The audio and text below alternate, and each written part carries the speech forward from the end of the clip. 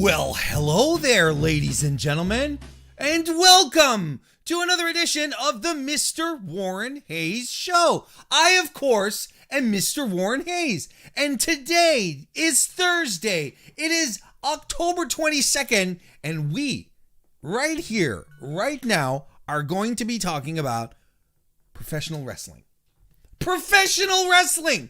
That's what we talk about here on the Mr. Warren Hayes Show. And I'm excited to talk about it. I'm excited to get in depth on some stuff.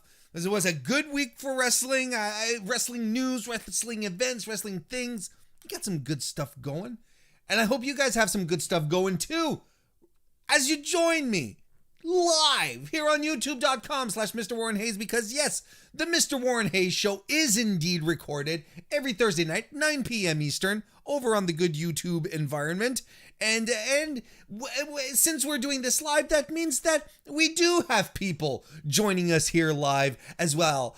In the chat room, we have Tim Traver, who's here. Good to see you, Tim. Kelly Tonjes is here. Good to see you as well. Kelly Robert Larry, how are you doing? We've got Thomas Gories here as well. Good to see our pal Thomas here. Benoit has joined the chat as well. Good to see you as well, Benoit. We've got DGMC, oh gosh, who is here too. We've got Anakin JMT. Nick Wolf is in the house. Oh my goodness. JPQ, Big Paws on a Pup, is in the house as well. Good to see everyone here tonight. Carlos here as well. Reminding me that the NFL is still counter-programming the Mr. Warren Hayes Show on Thursday nights. Those slime balls. They know they can't deal with my competition despite the fact that I never talk about football. They just know that they can't deal with it, but hey, you know, that's what we're here for. But I want to thank everyone for joining live. If you are joining live right now, hey, you know what? Do consider giving the video a thumbs up. That kind of stuff always helps. It really, really does. And even if you're watching later on, that also helps as well. Thank you if you're listening to this on your favorite podcast application in the audio format. I appreciate it tons. Like I said, you know, the audio ship, it's not viewership, the hearing ship, I know that's not a word, is growing constantly there as well, and I really, really appreciate it. So if you can show some love there as well, that's fantastic. It will warm the cockles of my heart, as my grandparents used to tell me. Still not quite sure what a cockle is. Used to think it was something you'd find in the ocean, like a shellfish or like a clam, something to that effect. But no, I'm still not quite sure. So there we go. And so thank you if you want to give out some help there. That's really, really appreciated.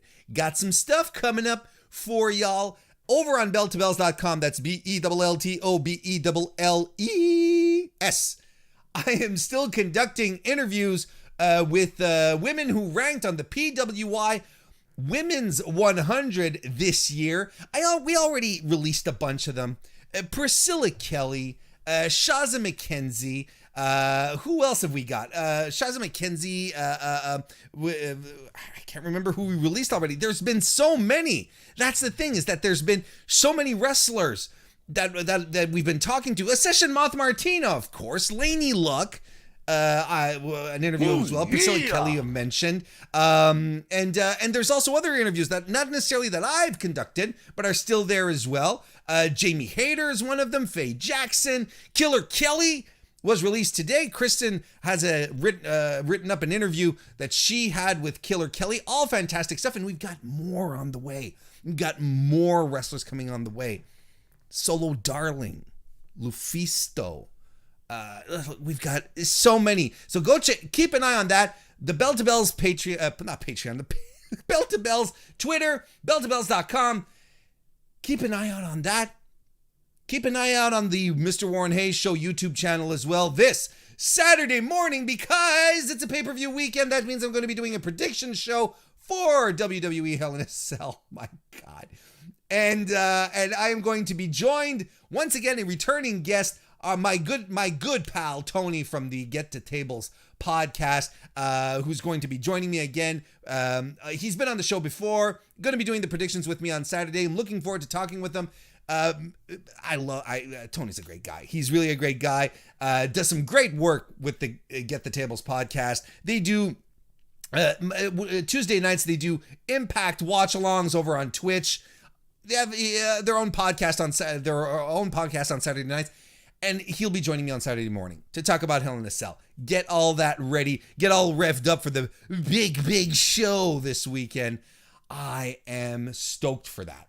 So be sure to be there as well. Be sure to be stoked with me on Saturday morning. Remember, at the same time, there's a Discord for the Mr. Warren Hayes Show. You should join. You should really join. I don't know what's keeping you from joining.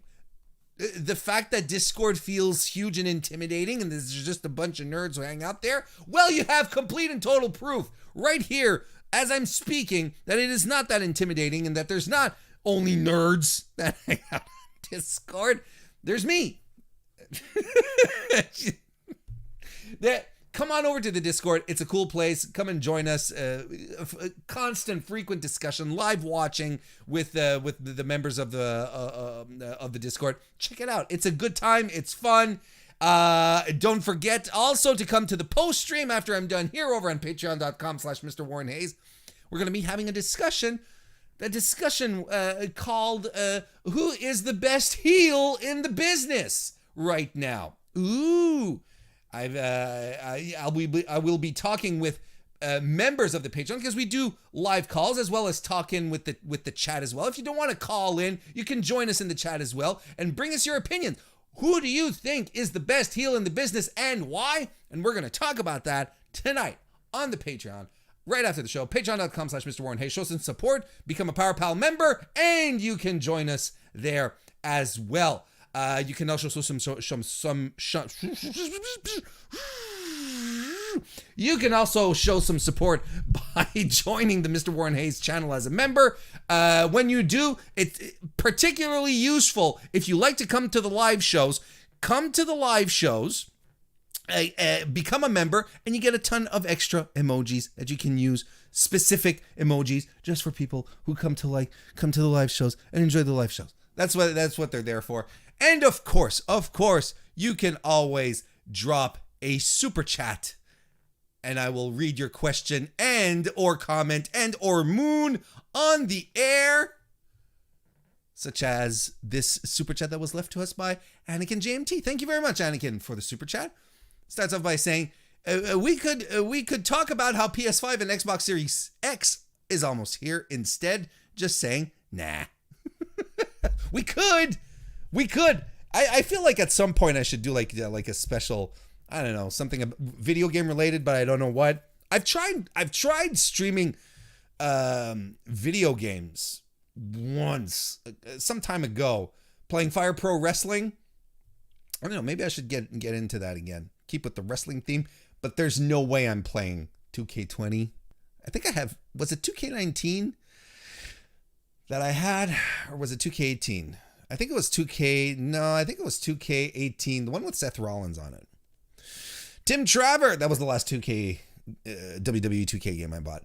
Tim Traver left us a super chat as well. Thank you very much, Tim. He said, I did a food and wrestling podcast yesterday. Yeah, our boy Tim here was on Throwbacks podcast, which you should check out. Go subscribe today. And there was a round table of people talking wrestling, talking food. I talked a bit of food last night on the Wednesday Night Wars podcast at the same time. So I get it. I get the connection between wrestling and food. It's very important. All right, let's start talking about stuff. Let's start talking about the G1 because it's done. Should I play? Because it's not. You know what? For old time's sake, just because the G1. Just because the G1 is over and I was in a groove, talking about the G1 every week, doing a weekly recap, let's play the jingle one more time.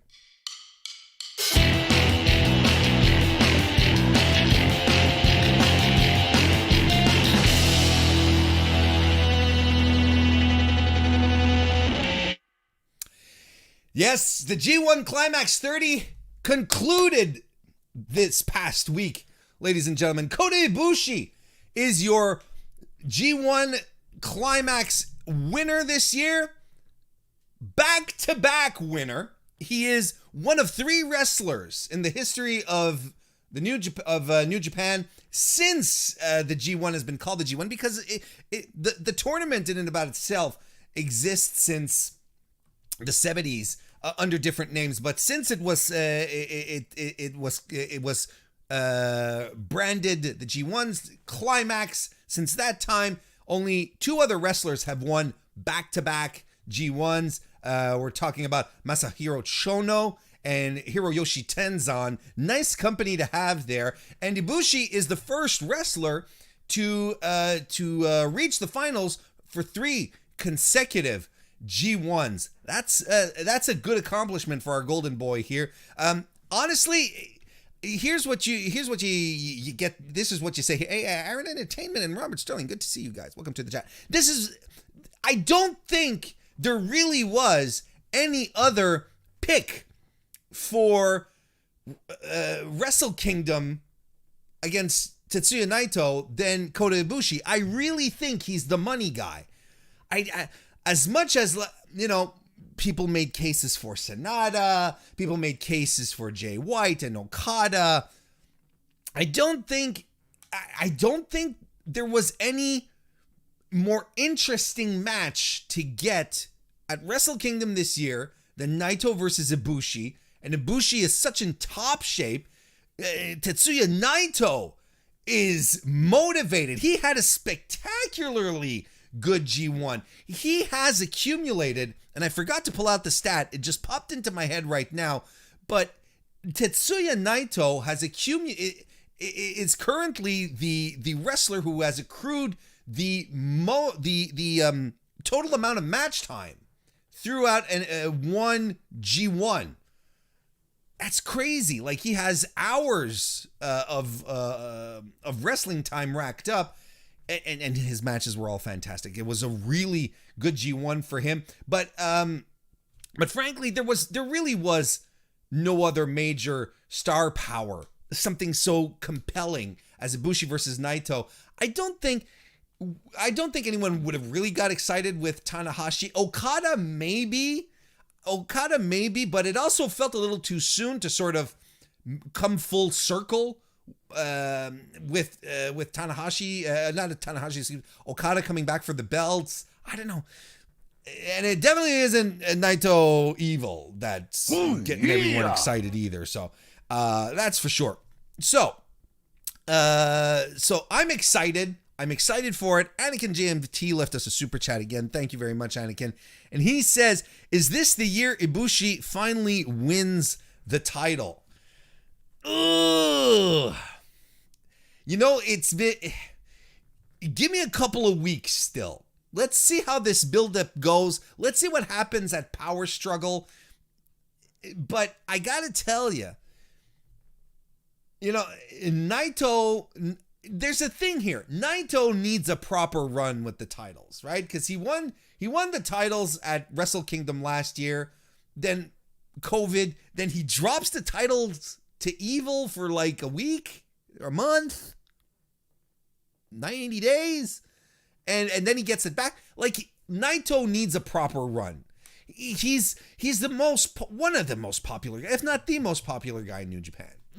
He's super over with the Japanese audience. So, I don't know. It's a tough one. It's a tough call. I'm not sticking my hand in there, but my God, it would also make a lot of sense. Ibushi kept telling, ever since he started his tag team with Tanahashi, and Tanahashi's been egging him on, saying, you gotta become a god, and he's like, I'm becoming a god. That'd be a consecration of him becoming a god, winning the straps at Wrestle Kingdom. But I feel so bad for Naito at the same time. Oh my God. Nick Wolf in the chat says, it left a super chat. Thank you very much, Nick. He says, Jay White is taking that briefcase, son. I mean, has anyone dropped the briefcase since it's become defendable? I don't think so. That'd suck. But because at Power Struggle, which is the next upcoming card, Jay White is fighting against Kota Ibushi for the Wrestle Kingdom shot, basically the brief, which is in a briefcase, which is what we're. And I kind of think not. My prediction is that Bullet Club is going to screw it up for Jay. I think there's going to be people in Bullet Club that are going to fuck things up for Jay at Power Struggle. And no, I don't think Jay White is turning babyface like a lot of people are thinking. You can't turn Jay White babyface. And it's not just because I think he's, spoiler alert, the greatest heel in professional wrestling today, but you don't have top heels in New Japan. Your top guys are all baby faces. Okada, Tanahashi, Ibushi, Naito, they're all baby faces. And the only top guy who is a heel, a proper heel, is White. Yeah. So no, I don't think that's going to happen. Anyway, run down the cards. The last two nights that we had for the G1 on night 17, which was the final night of Block A. By God, we had Yujiro Tanahashi. Excuse me, we had Yujiro Takahashi, the Tokyo Beam, finally scoring a win against Jeff Cobb. Oh yeah! All right. Okie doke. I mean, if that's what it okay. But Yujiro gets 2 points. Doesn't end the series with 0 on the board. Good for the Tokyo Beam. Good for him. Shingo Takagi and Minoru Suzuki ruled again. I mean, that's just the way that nature works. Will Ospreay defeated Kazuchika Okada, knocking Okada out of the tournament. And we'll talk about the post-match in a little bit. There are developments. Kota Ibushi defeated Taichi. This was really, really good. Taichi, man, motivated the whole way through. Kicks everywhere. I like this match a lot. And Tomohiro Ishii defeated Jay White, and it was a beautiful match. This is one of these matches where I say, folks, go out of your way to watch it. It was absolutely fantastic. Absolutely fantastic. Ishii got the win so that Kota Ibushi could move forward in the tournament. Just go watch it. And in fact, you know what? Watch the final night of Block A. It's as close to a perfect wrestling card as you could get. It's been such a breeze to watch the whole G1 this year, but this was so good and representative of the extreme level of talent that they had in Block A this year.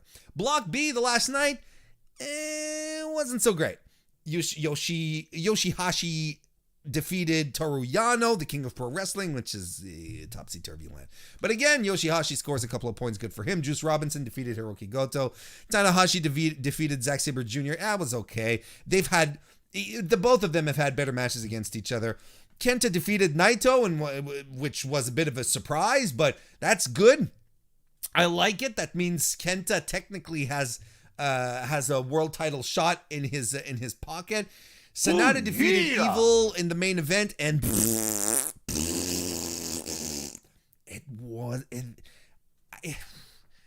thought it was dull. I thought it was really, really dull. But so we got this. I mean, this evening wasn't even remotely as close, as entertaining as Night A was. And the finals were Sanada and Kota Ibushi. I find the match to be very, very divisive between New Japan followers, fans, faithful, well-wishers, companions. But I thought it was okay. It wasn't a spectacular win, but it was a good match. I liked it. I thought it was okay. Couple of super chats here. Nick Wolf left us a super chat. Thank you again, Nick. He says Bullet Club double briefcase, Kenta and Jay White. Yeah, I mean, it would be a sight because Kenta does have the briefcase to challenge the IWGP United States Heavyweight Champion, which is currently held by one Jonathan Moxelworth. I mean, sure, you have both cases in Bullet Club. Call them Briefcase Club at this point. That's very interesting. Anakin JMT left us a super chat as well. Thank you very much. He says, we're talking heels on the post show, but I just realized Warren is a true face for counter-programming the debates. Whoop, whoop. You don't have to listen to old men debate. You just have to listen to an old guy talk wrestling. That's all you have to do.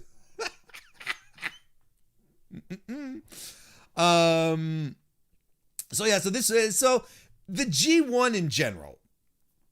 Okay, the G1 overall, to me, if I take a step back and I think about what happened in the Climax 30 this year, to me, it wasn't about the matches this year. There's years for the G1, 2018 particularly, where you have spectacular match on top of spectacular match, just amazing stuff. Night after night after night, you get 4-star, 5-star, scale-breaking matches. Night after night, but we didn't get this year. We had some really solid matches. We had a couple of, we had like Ishii and Jay White, which is a standout match, which is one of those where we are going to look back upon in reverence in a few years. But it wasn't about the big star matches. The G1 this year was about the stories. It was about the stories that the matches told, the alignments of the wrestlers, the fulfilling of what New Japan has been trying to do, struggling out of COVID into empty arenas and then back to a crowd, into something that resembles a little more normalcy. It feels like we're fulfilling all of this path. We're at the end of the path here. And we got a lot of stories. It really was about the stories. What stories did we get? Well, listen, we got the stories of, we have the story of New Japan making believers out of wrestlers who we typically disregard or poo-poo away, who got their time in the sun this year. I thought Juice Robinson had an extremely solid new G1. Not that he doesn't usually have it, but his performances were up. He really did have some really, really solid matches. Yoshihashi, I think, is one of the big talking points of the G1. No one ever expects anything out of Yoshihashi. I'm guilty of that. But even though his record doesn't show it, he finishes with 4 points. He's at the bottom of A block. Don't let it fool you. Our boy, Y-H, had a succession of really, really good matches. From the minute that he started right to the very end. And he surprised a lot of people, myself, sitting back and watching a Yoshihashi match, and I'm like, God damn, I'm enjoying this. And sure, there's problems. They're not perfect. There's still problems, i.e. the butterfly lock. But those are things that can be course corrected. But he had a really good G1. Tai Chi had a really good G1 as well. And here's a guy who, in my mind, I was like, why are they trying to push this guy? He's never motivated. He half-asses everything unless he feels like not half-assing it. And he's a perennial mid-carder. Why do I even care about him?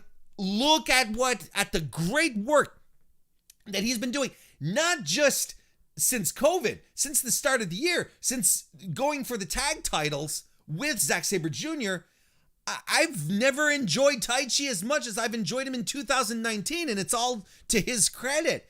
He's been great. He's really, really been great. So that's another fantastic. That's another fantastic one right there. Tomohiro Ishii, once again, is the MVP of the G1. The man is a tournament wrestler, but never wins. He's the bridesmaid, but never the bride. But goddamn, he's such a beautiful bridesmaid. He's the hottest one of the bunch. He's the bridesmaid that makes the bride look like a queen. He's so good. Systematic, excellent matches all the time, regardless of who you put him in there with. Ishii's the man. He really, really is the man. We had the story of Kazuchika Okada throughout the G1 as well, where people were, I talked about this a couple of times. People were waffling between, they're telling the story that he doesn't have it anymore, and oh my God, Kazuchika Okada is starting to suck. He never sucked. The G1 turned out to be an event where he was challenging himself. He was switching things up, trying to win matches in ways that we weren't expecting. So his adaptation, I mean, it's wild when you think that New Japan would book one of their top stars, a guy who is not only critically loved, but loved by the fans. And they put him in a situation in a tournament where he is purposefully going to lose, and lose in unspectacular fashion. That takes balls to take until we start getting towards the end of the tournament, where there he starts turning it up. We start seeing signs of that Rainmaker brilliance that we all love. And then and then we're like, he never lost it. He was just trying stuff out. Okada is Okada. He's still there and he's still great. Sure, I'm excited to see him pull off another fantastic 10-star performance. And I think he still got it in him. But you got to appreciate the effort that was put in to the story and to telling the story here. Will Ospreay turned heel. And not only did he turn heel, but he has himself a little stable now, a little group, a little faction, calling themselves, well, hang on, before we get to the name. The stable is his girlfriend, Bea Priestley, a professional wrestler in her own right, wrestles for Stardom and for a time AEW, and she accompanied him to the ring. Turns out that she interfered so that Ospreay could defeat Kazuchika Okada, and Okada then turned on him, and he even introduced another member of his of this stable in the Great Okan, who is a former young lion, of course, but who debuted as the Great Okan in 2018. He beat the shit out of Shota Umino back then. He went into excursion into the UK in Rev Pro, which is probably where he met Ospreay. I hate the name. Sorry, not the Great Okan. That doesn't bother me. So they form a stable, and the name that I hate is the name of the Empire. The name of the stable, Jesus, what's wrong with me? The name of the faction is called the Empire, and I think it stinks. I don't think it's fun. I think it's boring. It's indie show level. It's indie show stable name. like the Revolution, or the Mean Men. Actually, the Mean Men would have been a lot funnier, especially when you consider Bea Priestley being in there. But look, I think the heel turn for Ospreay is a good idea. I think him breaking away from Chaos is a good idea. If they want to position him as a top tier guy, which is clearly what they did because he had a good tournament.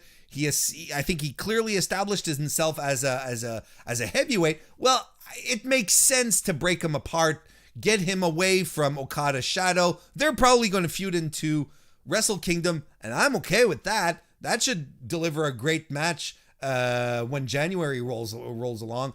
But I don't see much of a problem with it. And it makes you wonder, what kind of environment is Okada fostering in Chaos, right? Because Yujiro Takahashi, the Tokyo Pimp, was a member of Chaos, and he backstabbed Okada. Of course, Jay White, right, did that as well. And now Ospreay, Like what kind of leadership is this guy showing? What is he doing? You know, in all the years that LIJ has been there, only one guy turned, was Evil. Who's ever turned on Suzuki-gun? I think no one would turn on Suzuki-gun because they're terrified that Minoru's going to come after them. Anyway. Hiroshi Tanahashi is another story actually that comes out of this. He finished the G1 with 8 points, single digits for the Ace of New Japan. That's remarkable. That's really, really remarkable. So the question here, the story that's lingering out of here is Hiroshi Tanahashi going to move into New Japan Dad environment? Like, is his time as a top guy done? And should he not be relegated to another role with the Maccabees and the Nagatas of the company? Is that where he's at right now? And that's I'm not saying he is, not saying he isn't. I think it's an interesting story that they still have to tell here. Are we seeing the decline of the Ace? Is he going to pass on the mantle to someone else? What's going on? But of course, big story. Jay White. Well, I mean, it's a big story for me. You guys know how I feel about Jay White, but and quite frankly, and very, very objectively, I don't think Jay White has ever been as good as he's been in this tournament this year. He's never been more athletic. I don't think he's ever been more comfortable in what he's doing. His character work has been pristine throughout the entire show. He is a master of in-ring psychology. He really, really is. You get the feel for the Jay White character. They even toned down the Gato shenanigans. They're still there, but they've toned them down quite a bit. And I thought he had an extraordinary G1, motivated. He was happy to be there. He was really happy to be wrestling in front of crowds again. Now, the thing here is what we're wondering is what's going to happen next. I don't know how long Jay White's lifespan in Bullet Club is, because I really think, and you saw at the end of Jay White's match against Ishii, Gato was sort of standing over him and said, well, what the hell happened? And then he was like, no, it's not your fault. It's not your fault. Snake Gato is back. And Jay White's no idiot. He worked with Snake Gato. I think he's worried. Everyone in Bullet Club is watching their back right now. So that's Jay White's position in Bullet Club is very, very interesting here moving on. I'm excited to see what they're going to do with it. A couple of super chats here. J.K. Schwal left us a couple. Thank you very much. Thank you very much, J.K. Schwal. There's one maybe we'll read in a little while, but we'll do this one right here. He says, Dull could describe all evil matches. They're just copy and paste of each other. It's hard to disagree, and there's so many Dick Togo shenanigans in there. It feels like they're covering for something. It doesn't get you excited, I'll tell you that. I'm not excited to see Naito versus Evil 4 at this point. At Power Struggle, not necessarily looking forward to it. But who knows? We could be surprised. Anakin JMT left us a super chat again. Thank you very much, Anakin. He says, if they're not coming out to the Imperial March, what's the point of calling themselves the Empire? I don't know. I'd love them. Maybe once it translates into a look. Maybe once, like you say, once Will Ospreay completely converts into the Emperor. Maybe then it'll start making sense for us.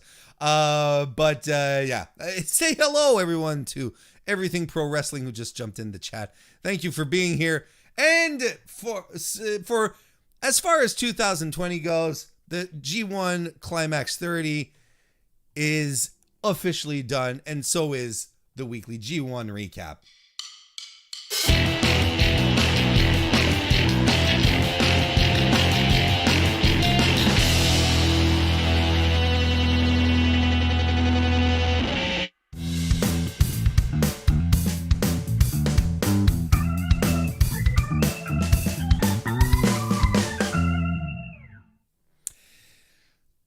time now for the weekly wrestling inspection. Let's get this one going. I'm gonna start straight off the bat with a super chat from JK Schwal. Thank you very much, JK Schwal. He asked the question that follows: will you be heartbroken if SmackDown follows Raw and changes themes tomorrow night?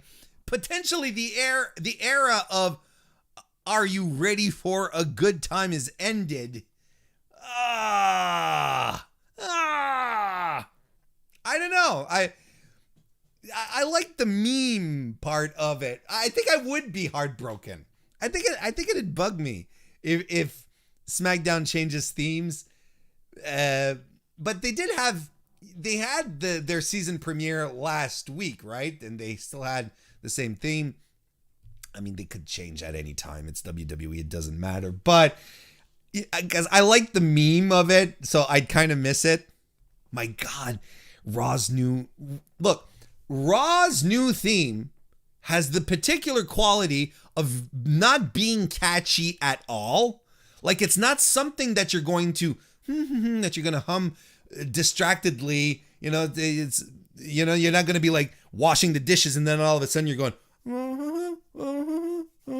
before you realize what's happening, and then you fall into a deep dark recess in your heart that's very, very vile and somber, and you're like, what is happening to me? How am I being corrupted like this? At least that theme won't happen. You won't be humming it distractedly because it's not catchy at all.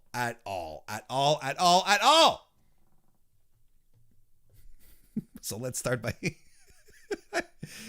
Cool Beans. The New Day's goodbye promo was really good. And I mean, you see those three guys in the ring, and when it comes to WWE doesn't like to show authenticity. It likes its scripts, it likes its little stories, it likes everything to be really, really planned out perfectly, and they don't usually let their wrestlers speak from the heart, really. But when they do, it makes it special. And this was extremely special. And it's what the definition of a brotherhood is, right? These are three guys who've been together for years as a unit, who support and uplift each other, who've negotiated their contracts together, who've looked out for each other. And in the wrestling world, where brotherhoods, friendships are tenuous, only one chair shot away from being eliminated, from being destroyed, this one stood the test and remained fresh, and it remained creative. Remember how many of y'all were ready to send the New Day out to pasture after that Old Day segment? You remember that? Yes, of course you do. It's one of the worst things that was ever on WWE television. But look at what three creative guys are able to do. They're bounce back from it, able to rise above and become a beloved act like this. So it was good that they gave them time, because it is a big deal. At least I'm glad you watched the show last week. You know how I feel about Big E being sent over to SmackDown all by himself. At least WWE recognizes that splitting up the New Day is a big deal. It really is.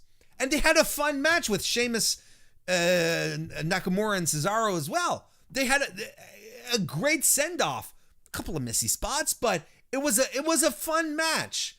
Exactly what you expect from the New Day. It was very emotional. I might have gotten a little misty-eyed, but I swear to God, folks, I promise you this. I am, maybe not promise, because I don't work for WWE, spoiler. I am willing to bet 10 Canadian fun bucks that they are splitting them up and that they are going to make Big E serious. They're going to change the music, no more colorful trunks, no more nonsense, because they want Big E to be a credible champion. And never mind all the stuff that got Big E over in the first place. It's, again, it ain't broke, so we gotta fix it, right? And then they're gonna tell us we don't listen to fans fans online, they don't know what they want. And you got this vocal minority of people saying, Big E singles push, we need him to be a serious champion. Kofi wasn't a serious champion, we couldn't take him seriously. Fuck off. We loved Kofi. Kofi was a great champion, and he was well booked, and he wasn't twisted around to become something that he wasn't. Anyway, I talked about this last week. I'm not getting back into that again this week. Anakin JMT left a very generous super chat. Thank you very much, Anakin. I appreciate that. Again, says a programming reminder for Americans. SmackDown is on FS1, not Fox tomorrow. Don't tune to Fox unless you want to watch baseball, although the baseball will probably be better. Yeah, but there's no Roman Reigns on baseball. That's one thing WWE has that day. But yes, absolutely, FS1 if you want to watch your SmackDown tomorrow evening. Let's keep the cool beans running. Well, actually, before we get into the cool beans here, I'm going to read a super chat from WrestlePlug. Thank you very much, WrestlePlug Inc. WPI. Thank you very much for the super chat. He says, we had a contract signing. How would you rate it? How would I rate the contract signing? Cool beans. I am marked that, yes, folks, in the history of the Mr. Warren Hayes show, it's happened tonight, October 22nd of our year 2020, the year of our Lord, who has given us this flat green earth upon which we live on. Warren Hayes has given cool beans to a contract signing because Bayley did the thing, did the most basic, probable thing that a heel should do when confronted with a contract signing, one of these situations where they're like, no, I don't want to be here. I don't want to. She did the right thing and she didn't sign the contract. How long have I been saying, have I been calling for just that? Just give us something fresh, something that breaks out of the mold that we're always in with these contract signings. Why would the heel systematically always want to sign the contract? Why does he want things on his terms or her terms? God damn, Bayley. PWI 100 women, top 100 women's number one spot for a reason. She's making it live and thrive, making us believe in contract signings again. It didn't take much. You didn't need spectacle. You didn't need fireworks. You didn't need convoluted attacks. Just needed something to make sense. Bayley's like, nah, Sasha, I'm not giving you the satisfaction, and she leaves. Now, if it were me, over the next couple of weeks, if they had done this before or given it more time instead of, you stretch this shit out. And Sasha's like, no, I don't want to sign this. You got to sign this contract. And Bayley's like, no. And then Bayley can come with her own contract. And then there's so much stuff that they could do. But this is a step in the right direction, folks. This is a step in the right direction. It wasn't perfect, but it got me excited enough for the future of contract signings, for sure. Let's get some hot trash going next. What if we talked about... Okay, so AJ Styles has a heater now. He's got Jonathan Omogbian, right? I think I'm pronouncing that right. Omogbian, I think. Omogbian, I think that's how it's pronounced. And when you look at them both, like, this is Shawn Michaels Diesel version 2020, right? This is exactly what it is. Because Omogbian is so big. He's so tall. Next to AJ Styles. It's exactly the same look, the same feel that we're going for. And AJ wrestles a match with Matt Riddle. Now listen, I'm going to tell you, this is how we're going here.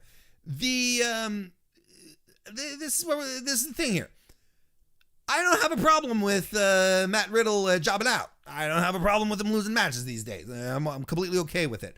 But the one thing that does strike me as very, very odd here is Matt Riddle, former MMA fighter, a legitimate combat fighter, a guy who really isn't afraid much of it, and he's fought in all types of situations. He gets afraid when a dude balls up his fist. He fears and runs away. Again, I'm okay with this to a certain degree, because I don't think Matt Riddle would run away from a guy just going. It doesn't work for me. But then again, WWE doesn't have any variety in how it books its big men. Big men are big, they're strong, and they scare everyone and they toss everyone around. That's how they're gonna book Omogbian. And that's how they're gonna book Lars Sullivan. It's how they booked Braun Strowman. That's how it goes. That's how they book their big men. And it's never more creative than that. Look at that's how they book their big women. Look at how they book Nia Jax. It's the exact same thing. So, to me, it's all indications of it's all indications of very, very poor creative at work again. You know, like I said, I think it's pretty transparent what WWE is doing to Matt Riddle these days. They're basically telling him, you know, you're too much trouble for what you're worth, so we're going to put you through the ringer a little bit here. I get it, but it still doesn't make sense for Matt Riddle to run away from a fight, especially when he's getting vignettes and being pushed as something special, right? There's that dichotomy there. Anyway, so I don't see anything really exciting happening here. Anakin JMT left us a super chat again. Thank you very much. He says, I appreciate Styles having a Diesel-like bodyguard, but he almost made Lesnar tap a few years ago.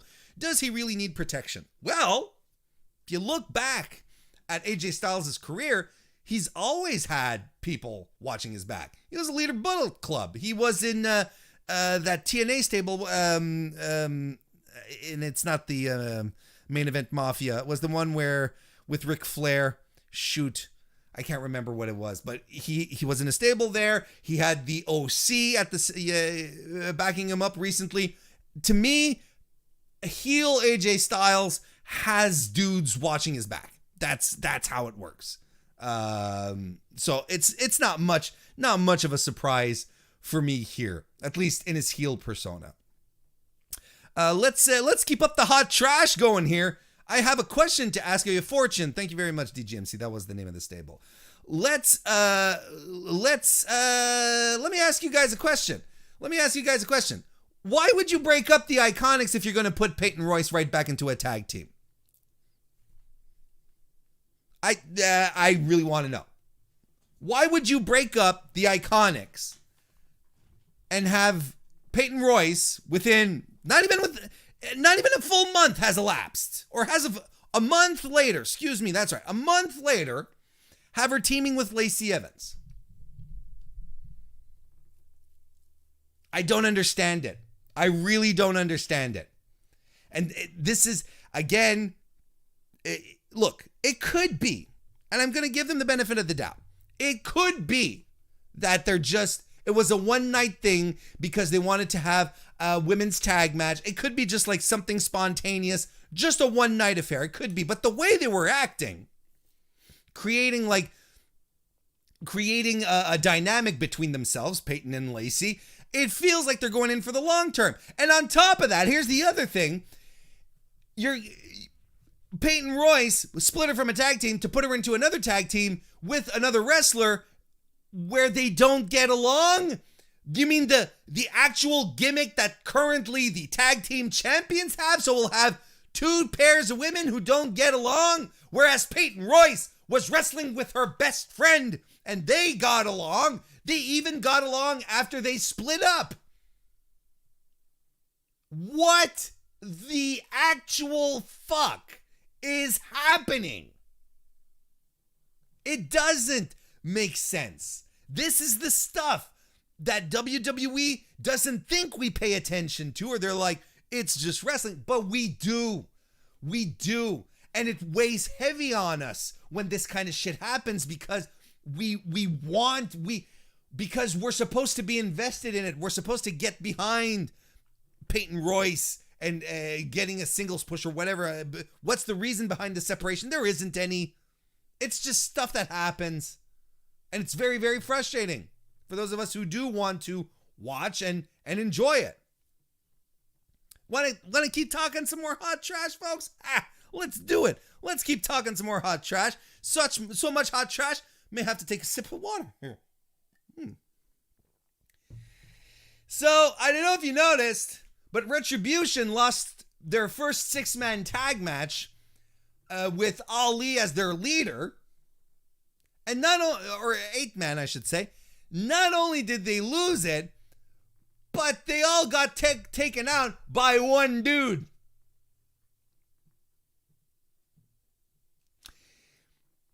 So they lost to the Hurt Business. The Fiend took all of them out. I tweeted out, they've been Nexused. And tell me I'm wrong. Tell me I'm wrong at this point. Because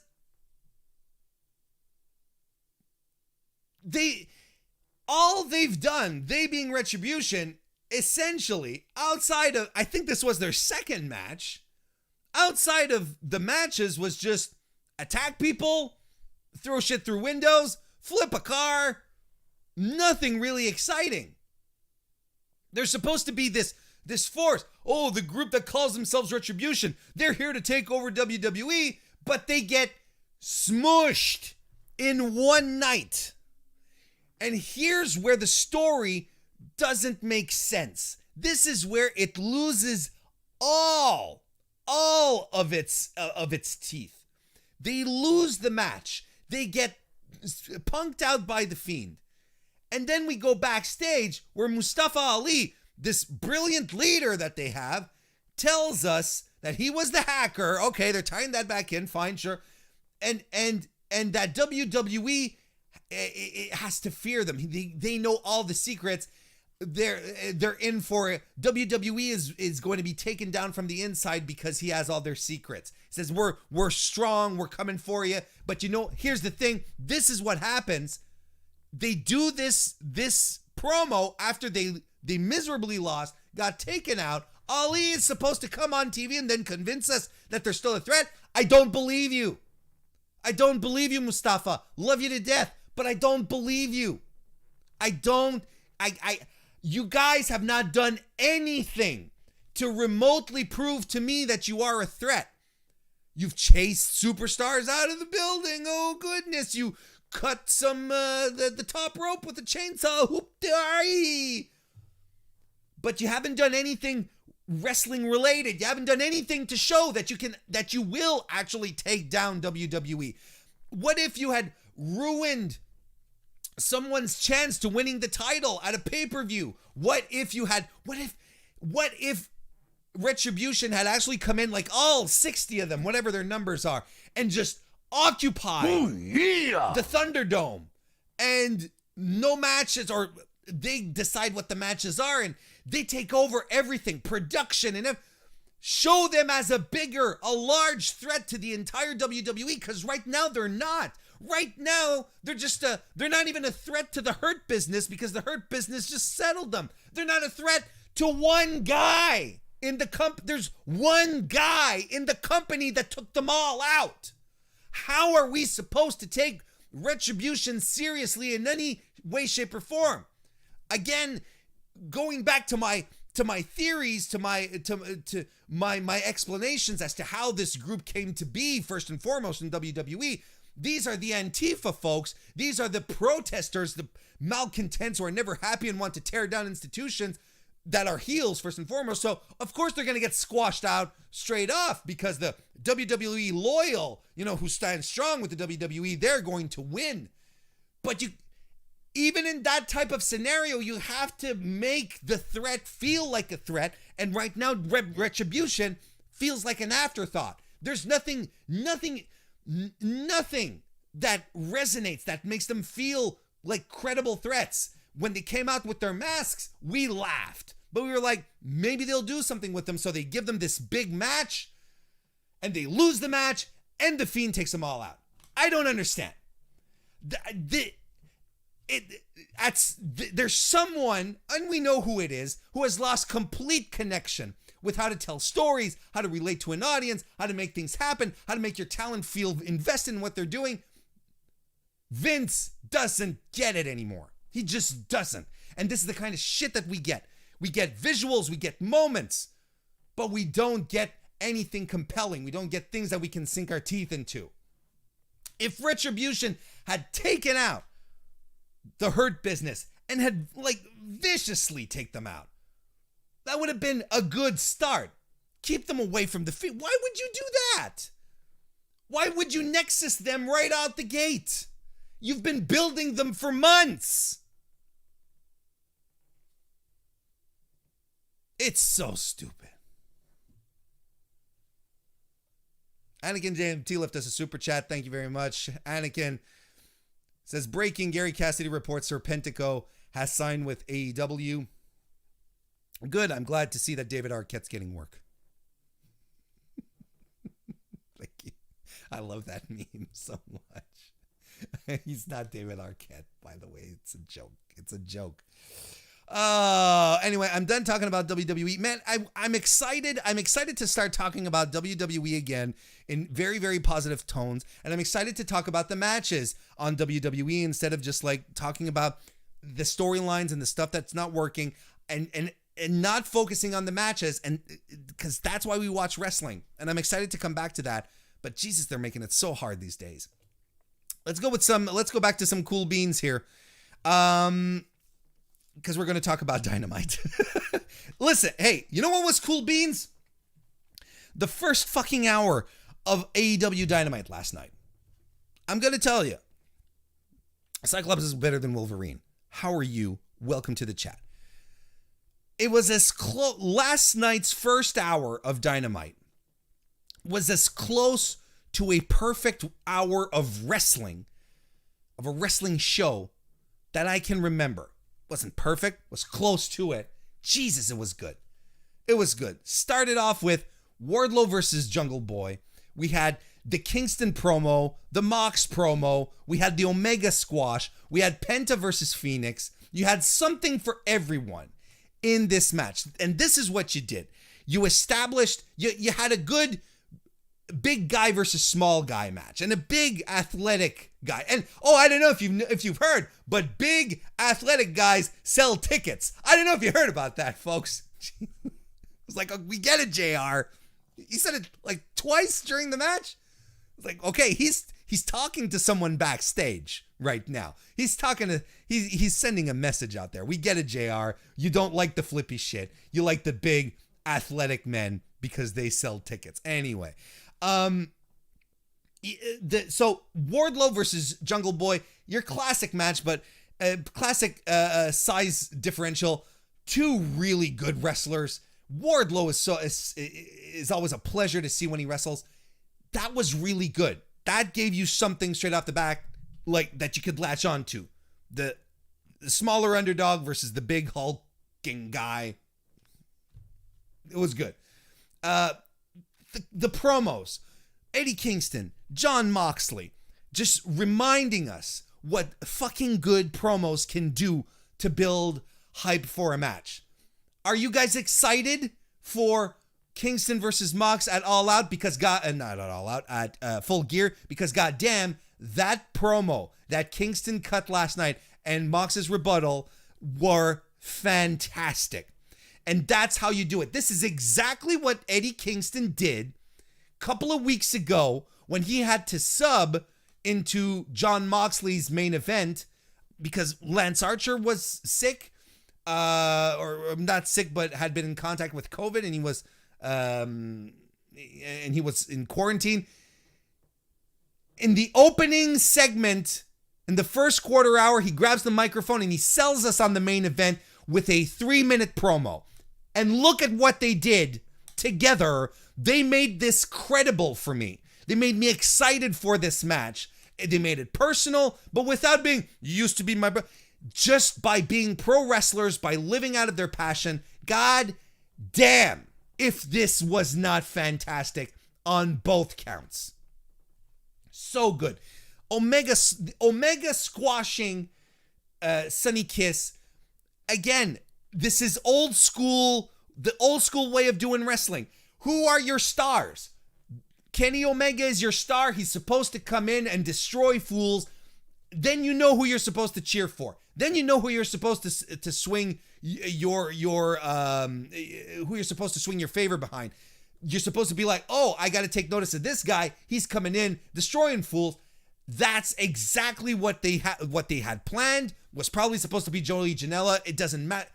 At this stage, a good old-fashioned obliteration, not even a squash, a disintegration, a reduction into a pile of mud is what happened.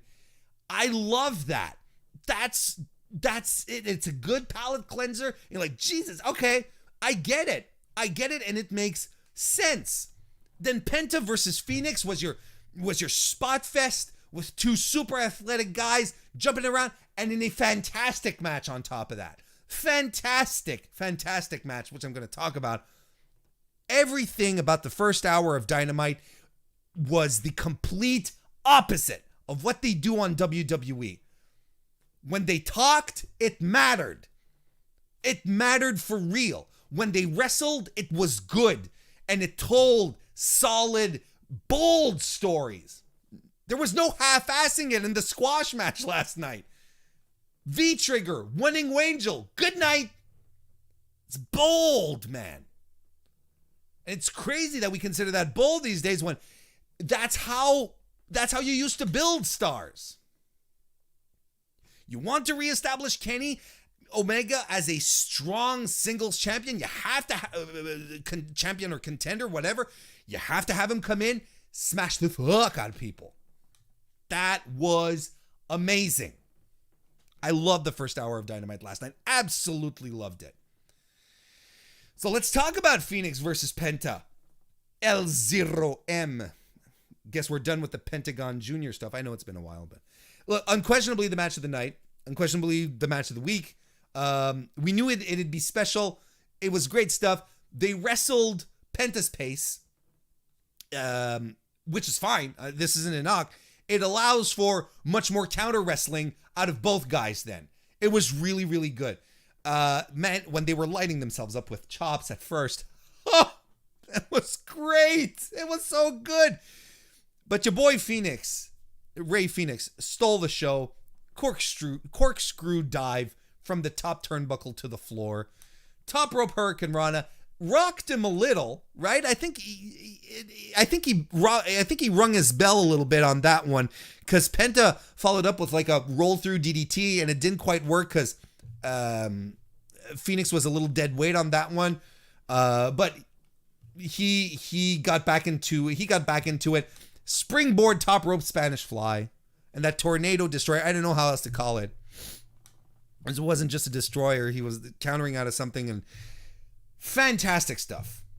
So this leads into next week, which is Kenny Omega versus Ray Phoenix and Hangman Adam Page, who defeated Colt Cabana in a fine match. That was all right.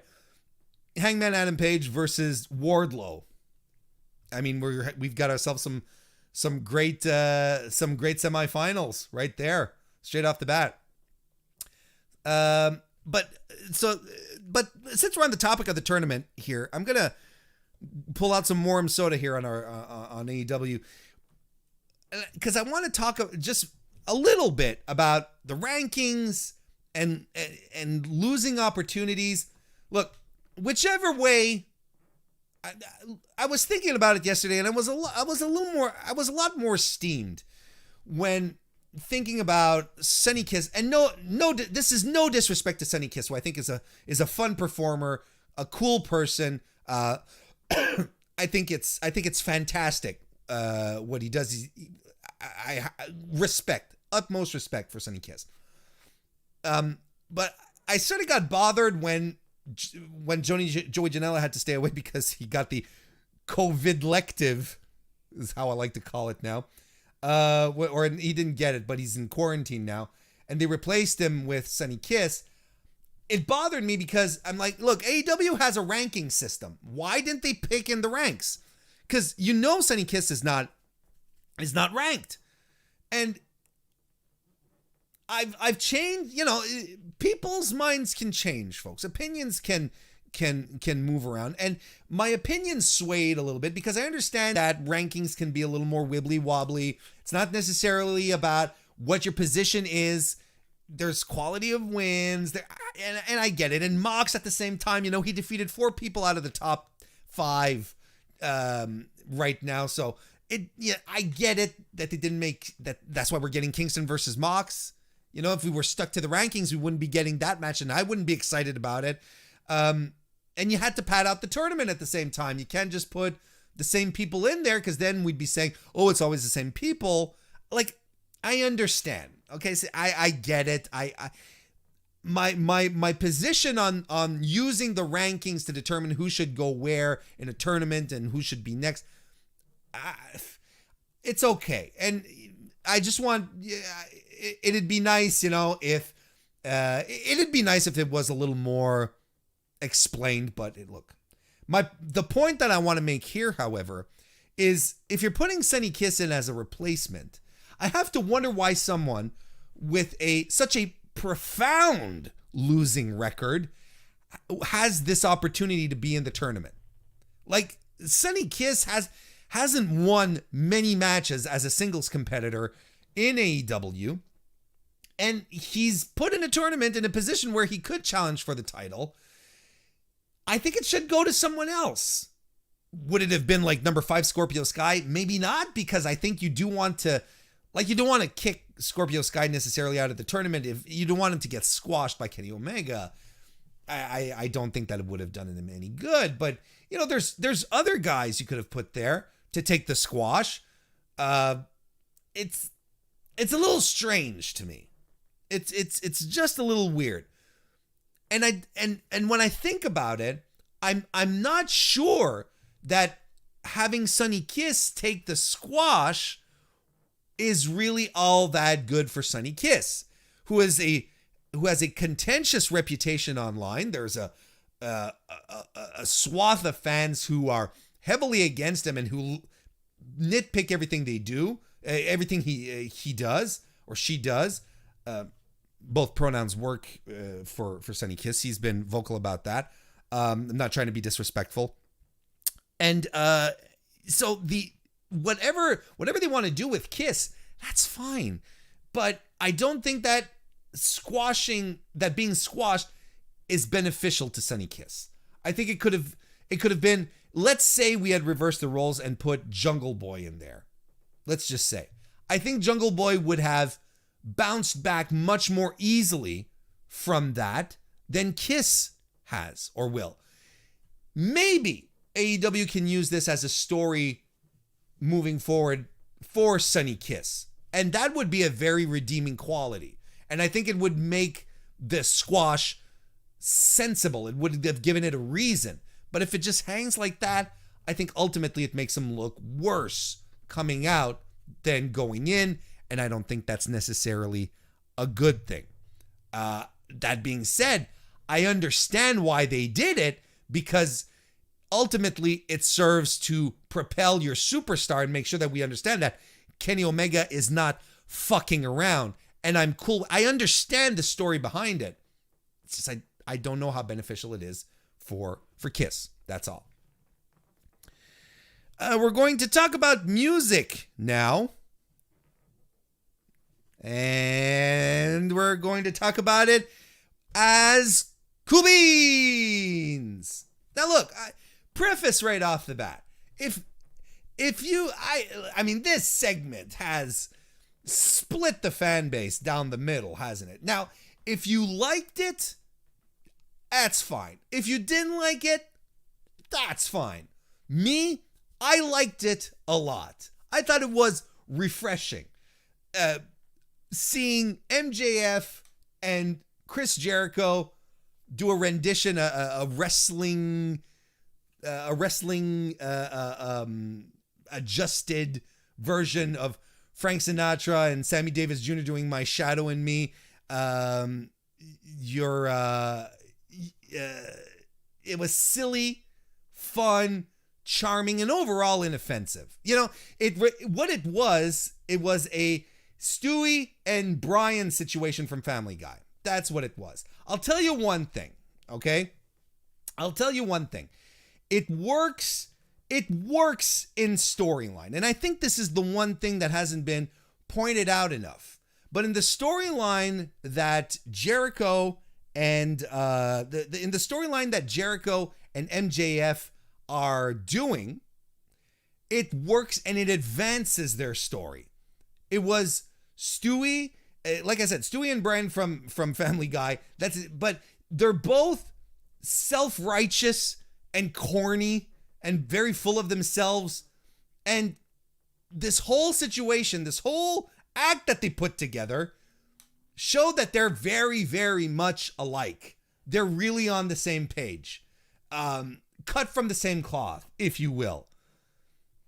And that's why I feel it was very, very successful, because not only did it provide this, not only did it provide this weird moment a bit out of nowhere, but it helped give a bit more story to their own relationship.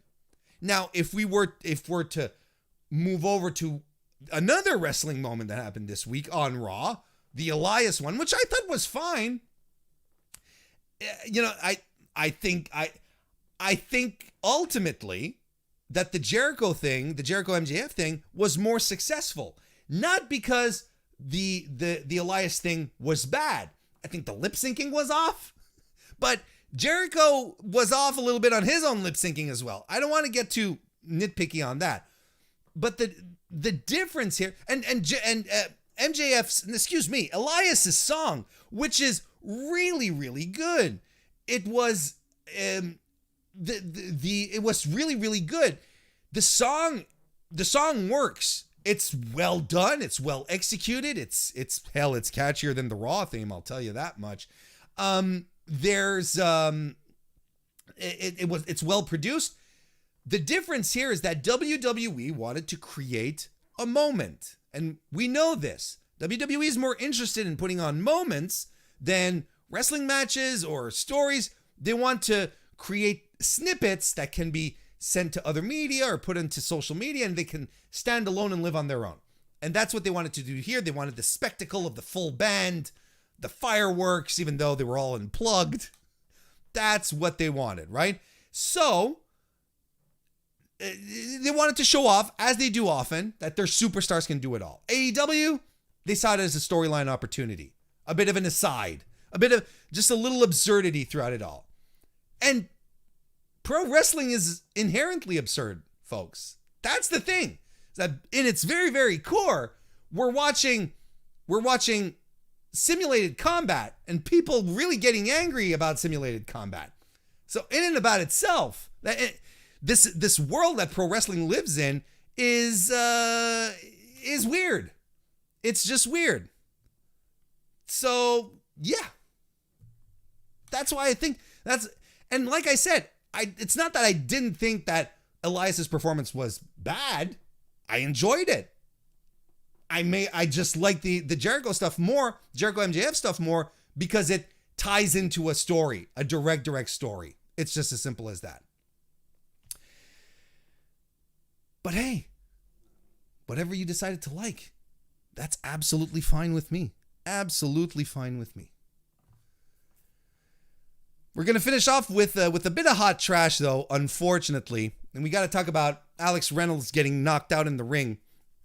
Private Party did a double team move on him, and while he was on his back, and our boy Isaiah Cassidy sort of landed a little too harshly on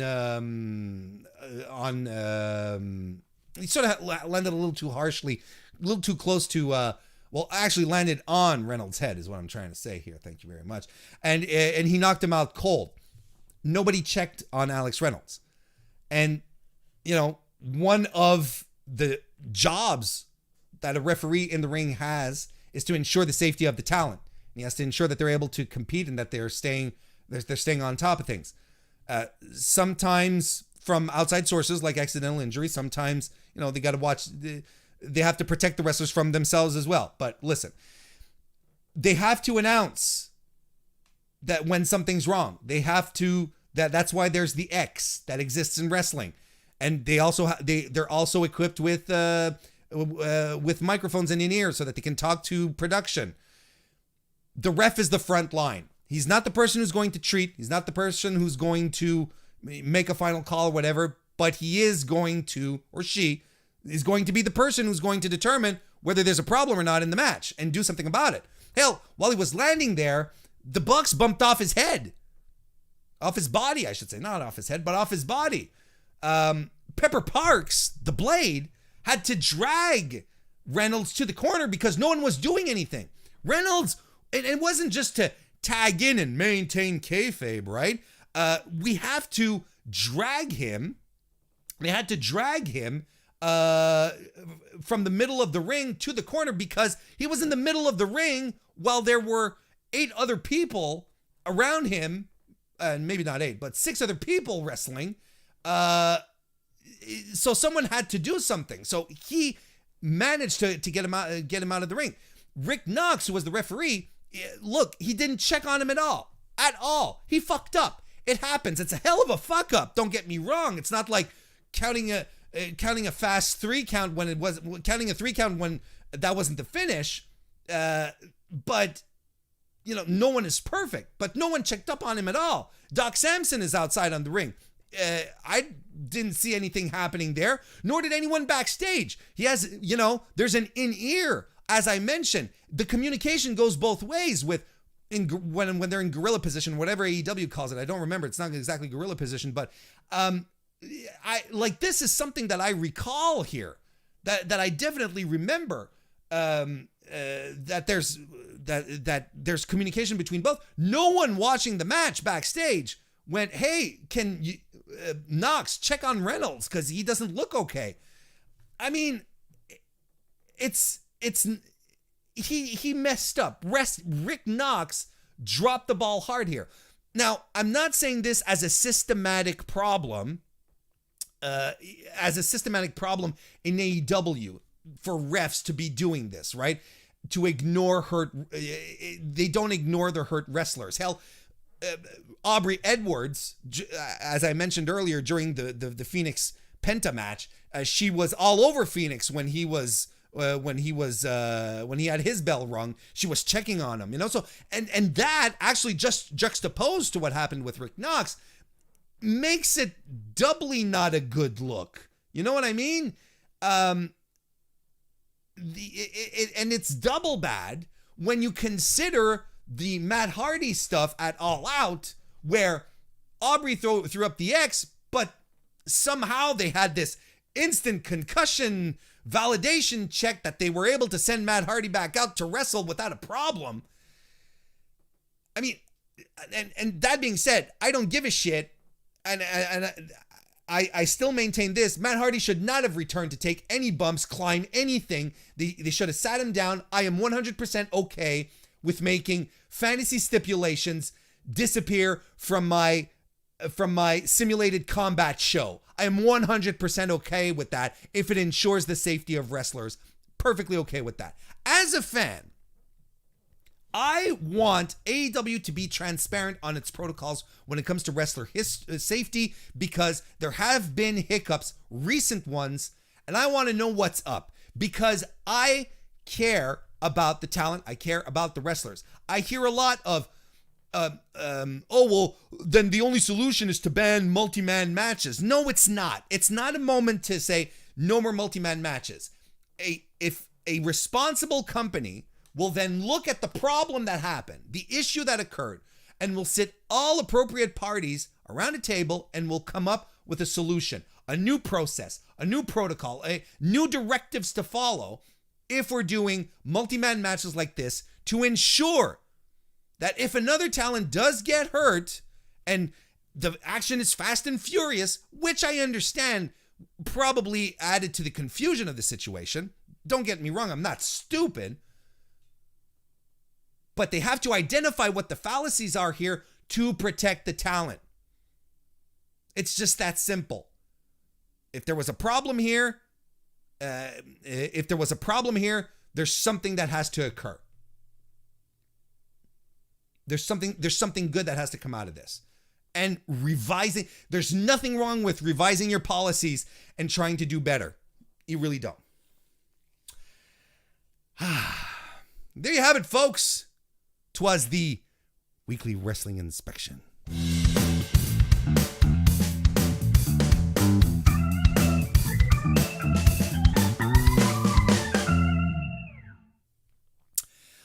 Let's get rid of this hot trash thing. Although I could have kept it up just very quickly. Because I do want to talk about Andrew Yang on Jericho's podcast, but very, very quickly. Earlier today, Joey Ryan's been on social media again, and he posted an Instagram talking about how 100 days ago, Drake Wirtz from NXT, WWE referee, reached out and introduced him to a Bible verse application that basically pulls inspirational verses from the Bible as a daily motivator kind of thing. He said, I've leaned on it every day since, and it's not the only time he's helped me either. So, okay, cool. I make no bones about it. I think Joey Ryan's a piece of shit. And I'm excited to see if his lawsuit is going to move forward, so on and so forth. But I don't necessarily want to talk about Joey Ryan or the fact that he's leaning on his matches with Candice LeRae, who completely disavowed him to try and get more attention for himself and be like, hey, check out these matches I used to have with Candice LeRae. Fuck off, right? I mean, just keep Candice out of this. Keep us all out of this, actually, Joey. But what I just want to mention here, passing here, now, regardless of how you feel about Joey Ryan, he hasn't been taken to court. He hasn't been convicted of anything. But there are a lot of accounts, detailed accounts, and he's fessed up to some stuff as well. Do not forget. If you consider how abusive he's been to women, exploitive he's been as well, and you've got Drake Wirtz from WWE, who is senior official for NXT, but also involved in talent relations at the same time. If you are Drake Wirtz and you're reaching out to Joey Ryan, what mess and you're maintaining a relationship, what does that send as a message to your women's roster, who, by the way, includes Candice LeRae, who was on the record saying that she never knew about anything about it and how betrayed she feels by Ryan? It's a very, very, very strange message that is being sent to the NXT women's division by having Drake Wirtz reach out to Joey Ryan to help him out. I think everyone has time to heal. I think everyone needs time to heal, and I don't think 3-4 months does it. I don't think it's a proper. I don't think it's a good amount of time that's elapsed yet. And it's very, very strange. And Drake Wirtz is legitimately becoming a black eye in NXT. It is an absolute mess. Andrew Yang, former United States presidential hopeful for the Democratic Party, who lost the nomination to Joe Biden, was on Talk Is Jericho this week. Andrew Yang got a lot of attention from the world of professional wrestling when he started to speak out against WWE's contracts with talent, calling out, questioning the independent contract status that they have, and as opposed to the type of contract that they're signing, and among other things, Yang was on Talk is Jericho today, and it was really interesting because Jericho's politics are,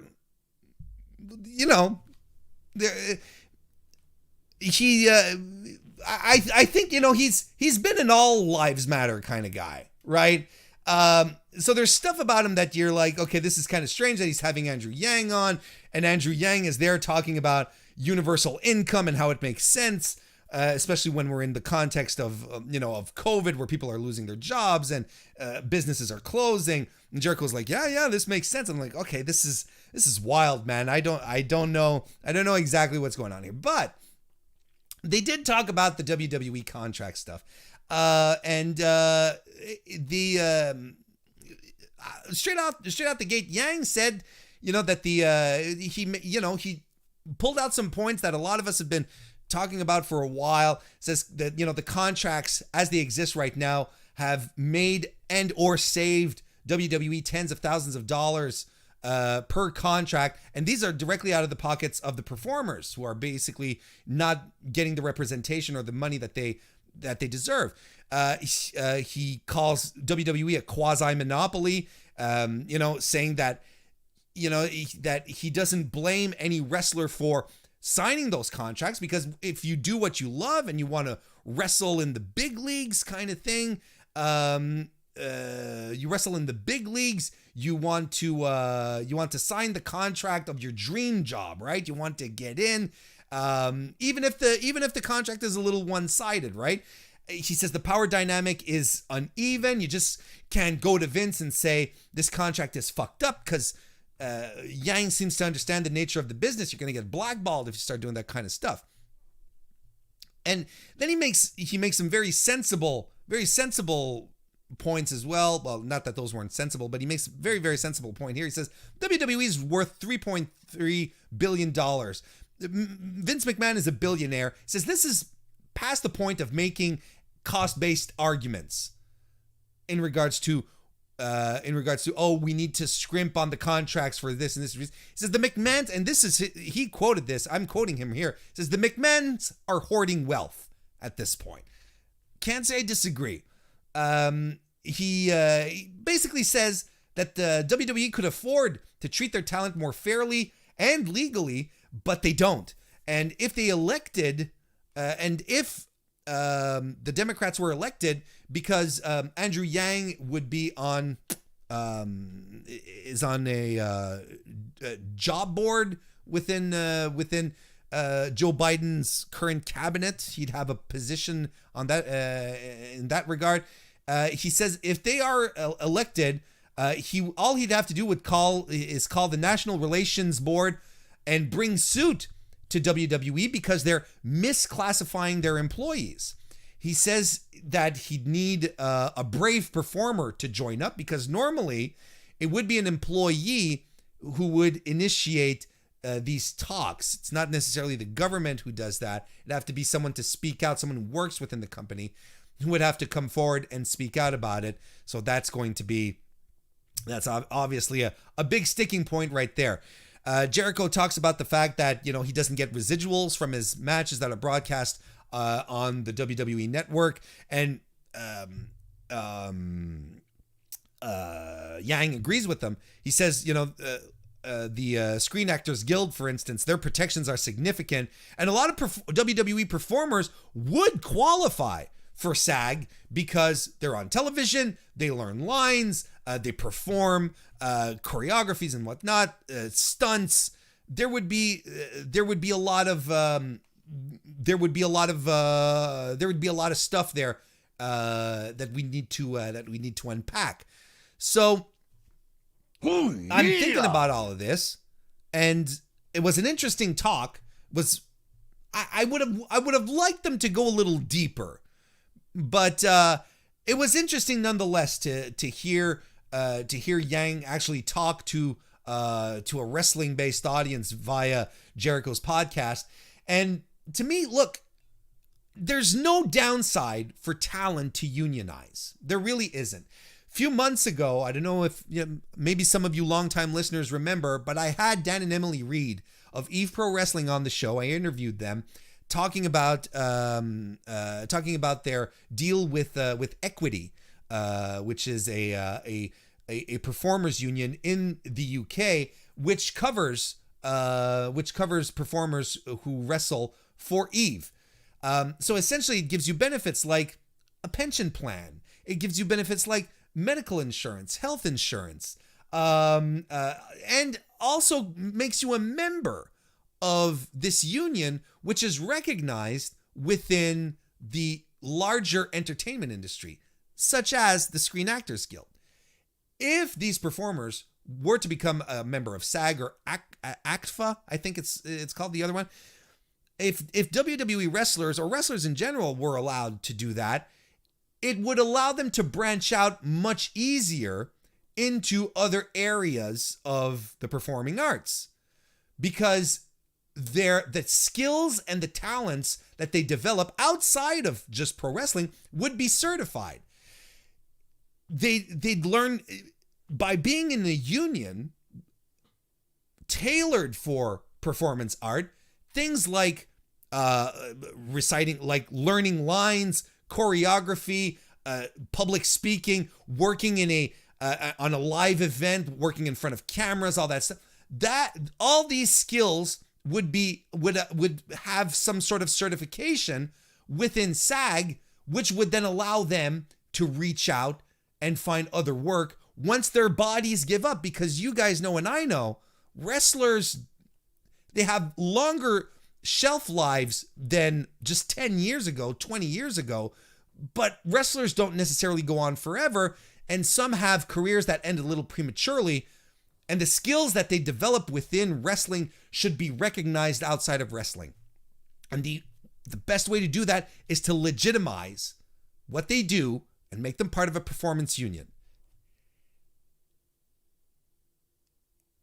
And as wild as it sounds, there are people who will argue that it's not a good idea, that WWE couldn't afford it, so on and so forth.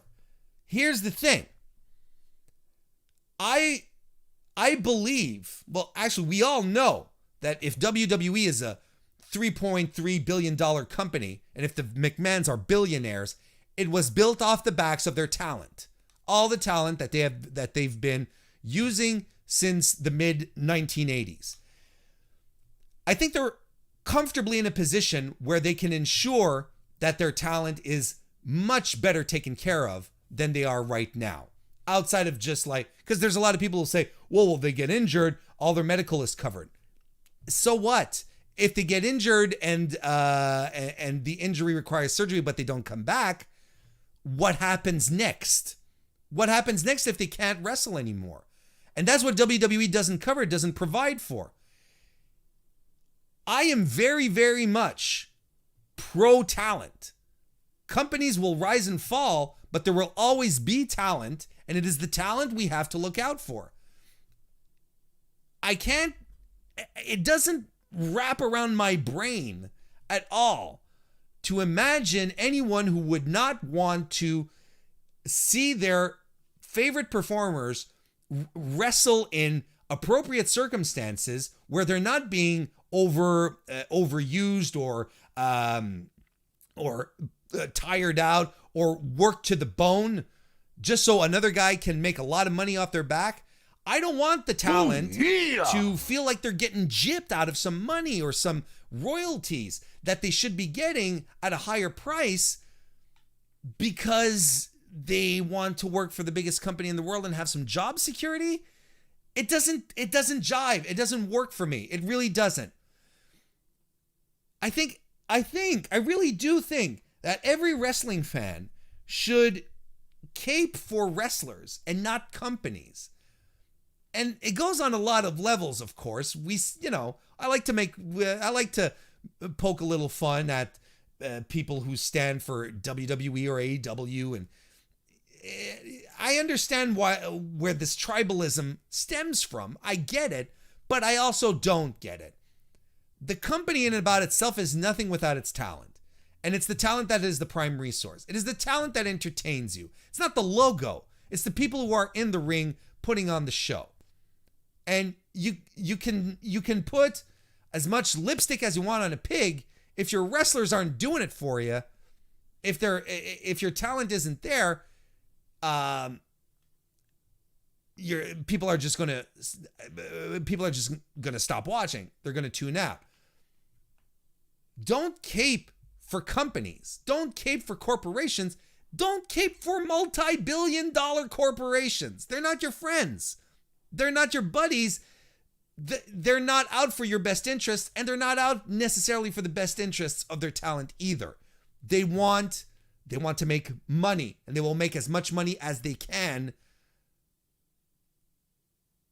off of the backs of the people that you watch every Monday, Wednesday, Friday night, and any time in between.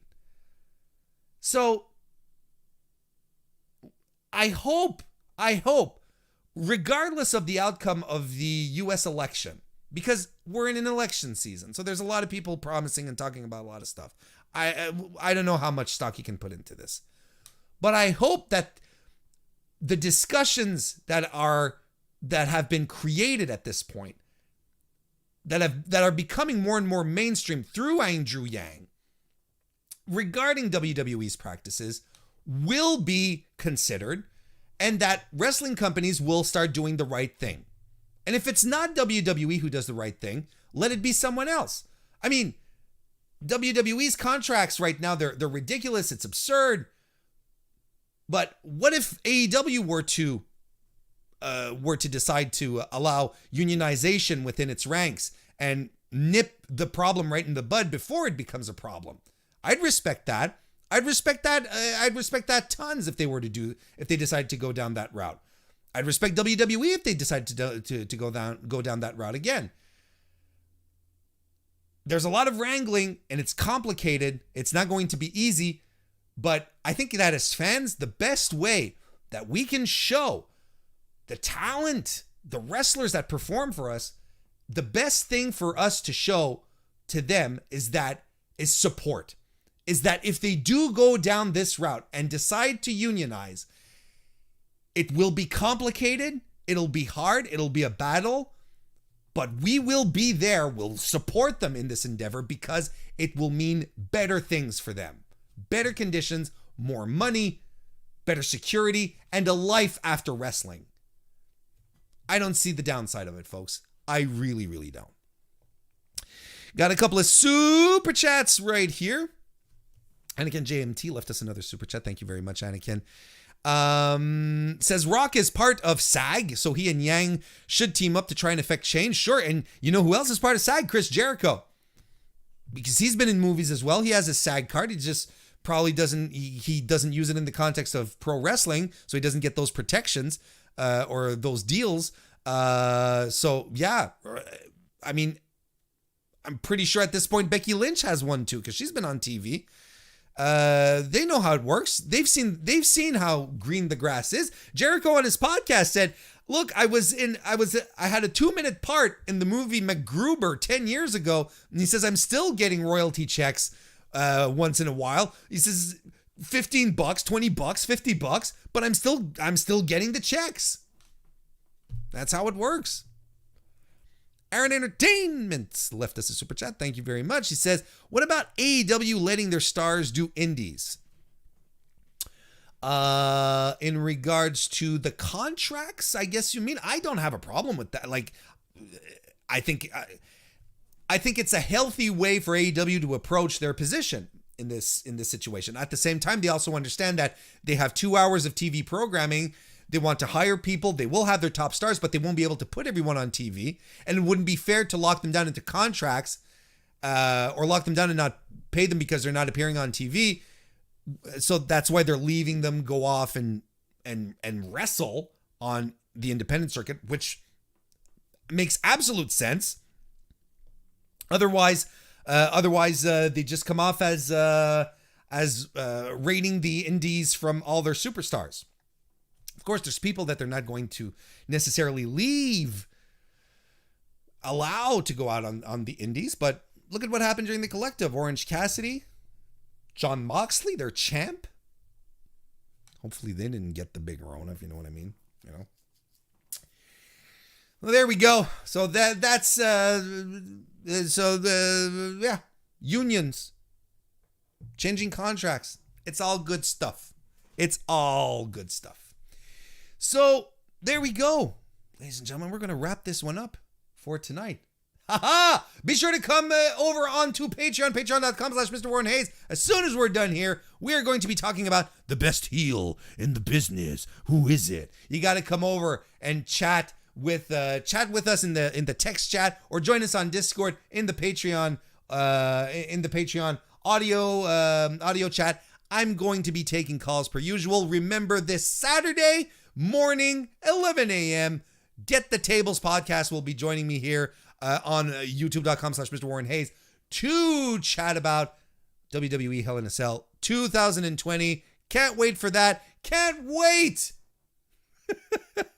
We'll talk about much more wrestling next week, folks. Thank you everyone for joining me this evening. Wait a second. Thank you very much everyone for joining me this evening.